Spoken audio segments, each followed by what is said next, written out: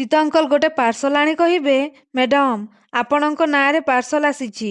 ଆଉ ପଲ୍ଲବୀ କହିବେ, ମୋ ନାଁରେ ଏଠିକି ପୋଲିସ ଷ୍ଟେସନକୁ ପାର୍ସଲ। ପୋଲିସ ଷ୍ଟେସନକୁ ପାର୍ସଲ କାହିଁକି ଆସିଲା? ଠିକ୍ ଅଛି, ଆପଣ ତାକୁ ରଖିଦିଅନ୍ତୁ, ମୁଁ ପରେ ଖୋଲିବି। ଏହାପରେ ସଞ୍ଜୀବ କହିବେ, ନାଇଁ ପଲ୍ଲବୀ, ତମେ ସେ ପାର୍ସଲ ଖୋଲନି। ହୁଏତ ସେଠି ଆଲକୋହଲ ଆଇଟମ୍ ଥାଇପାରେ, ଯାହାକି ତମକୁ କ୍ଷତି ପହଞ୍ଚାଇ ପାରେ। ତାପରେ ପଲ୍ଲବୀ ସେ ପାର୍ସଲ ଦେଖି କହିବେ, ଡରିବା ଦରକାର ନାହିଁ ସାର୍। ଏଥିରେ ଆଦର୍ଶଙ୍କ ନାଁ ଲେଖା ଅଛି।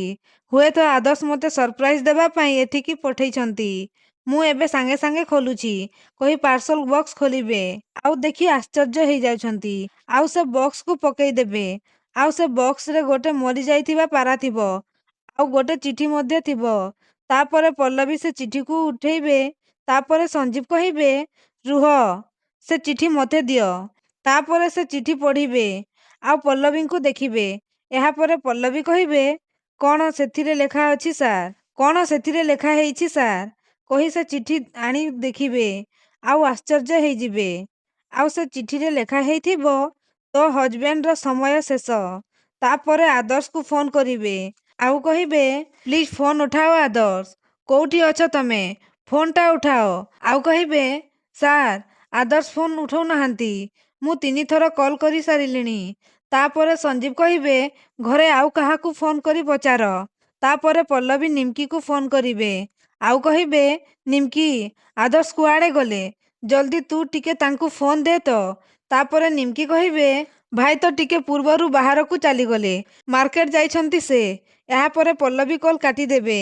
ଆଉ କହିବେ, ସାର୍ ମୋତେ ଏବେ ବହୁତ ଡର ଲାଗୁଛି। କାରଣ ଆଦର୍ଶ ଏବେ ସାଙ୍ଗେ ସାଙ୍ଗେ ମାର୍କେଟ ବାହାରି ଗଲେ। ଆଉ ତା ସାଙ୍ଗକୁ ପୁଣି ଏ ଲେଟର। ନାଇଁ ସାର୍, ମୋତେ ଏବେ ସାଙ୍ଗେ ସାଙ୍ଗେ ମାର୍କେଟ ବାହାରି ଯିବାକୁ ପଡ଼ିବ।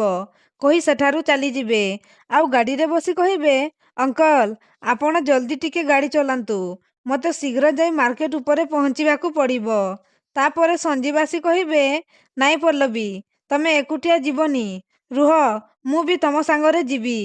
ତାପରେ ପଲ୍ଲବୀ କହିବେ, ନାଇଁ ସାର୍, ଇଏ ହେଉଛି ମୋ ଲଢ଼େଇ। It's personal. ଆଉ ମୁଁ ଚାହୁଁନି ଆପଣ ଏ ଲଢ଼େଇ ଭିତରେ ଛନ୍ଦି ହେଇଯାଆନ୍ତୁ। ଏହାପରେ ସଞ୍ଜୀବ କହିବେ, ପଲ୍ଲବୀ, ଏକା ତମ ଲଢ଼େଇ ନୁହେଁ, ଆମ ସମସ୍ତଙ୍କ ଲଢ଼େଇ। ତାପରେ ସମସ୍ତେ ଯାଉଥିବେ। ଆଉ ରାସ୍ତାରେ ଗୁଣ୍ଡାମାନେ ଛେକିଦେବେ। ଆଉ ଗୁଲି ଚଲେଇବେ। ତାପରେ ପଲ୍ଲବୀ କହିବେ, ଅଙ୍କଲ, ନଇଁ ପଡ଼ନ୍ତୁ। ତାପରେ ପଲ୍ଲବୀ ଆଉ ଚିତ୍ତ ଅଙ୍କଲ ବାହାରକୁ ଆସି ଗୁଲି ଚଲେଇବେ। ତାପରେ ପଲ୍ଲବୀ କହିବେ, ଚିତ୍ତ ଅଙ୍କଲ, ଆପଣ ମୋତେ କଭର କରନ୍ତୁ। କହି ସେ ଗୁଣ୍ଡାମାନଙ୍କ ପାଖକୁ ଯାଉଥିବେ। ଆଉ ସେ ଗୁଣ୍ଡାମାନେ ପଲେଇବେ। ତାପରେ ପଲ୍ଲବୀ କହିବେ, ଚିତ୍ତ ଅଙ୍କଲ, ଚାଲନ୍ତୁ। ତାପରେ ଗାଡ଼ି ପାଖକୁ ଆସିବେ। ଆଉ ଚିତ୍ତ ଅଙ୍କଲ କହିବେ, ମ୍ୟାଡ଼ାମ୍, ସଞ୍ଜୀବ ସାର୍ ନାହାନ୍ତି। ତାପରେ ସଞ୍ଜୀବ ଆସିବେ। ଆଉ ତାଙ୍କ ହାତରେ ଗୁଲି ବାଜିଛି। ତାପରେ ଚିତ୍ତ ଅଙ୍କଲ ଧରିବେ। ଆଉ ସଞ୍ଜୀବ ବେହୋସ ହେଇଯିବେ।